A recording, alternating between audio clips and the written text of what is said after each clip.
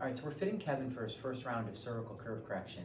And what we found today was that with this unique combination of weights that we're about to show, that we were able to open up his jugular vein significantly.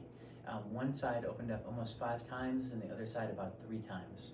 So with the weights on, the jugular veins are open considerably to what we would think is reasonably normal, maybe not perfect, but to a pretty good position. Kevin also feels really good wearing these, so that's a very good sign. He's like happy with them on.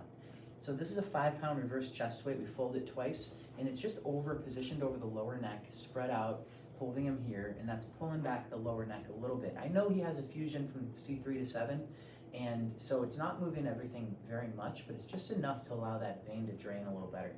So now what we did was we put a 2-pound halo weight over his head, and this was a combination, these two, that got us the most opening in that jugular vein. So the halo weight should be on parallel to the floor, so not with the bottom way down, angled up, so it's pretty level. And then he's sitting up nice and tall, he's resting his chest, he's allowing this lower neck to imagine it's being pulled up and back as his head tilts down a little. So he's feeling these suboccipital muscles firing as well. So when these are firing, they're also working to pull back that upper neck, and we're getting a little better drainage, or significantly better drainage through his jugulars. So we want him to hold this just as long as he can until he starts to feel like he's compromising his position.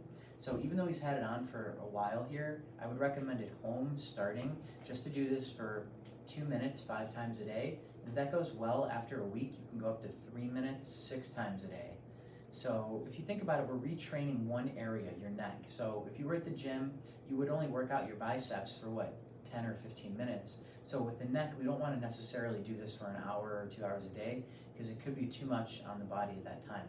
So we'll start 2 minutes, 5 times a day, and go up to 3 minutes, 6 times a day, at least over the neck, if it's going well and you're feeling well wearing it.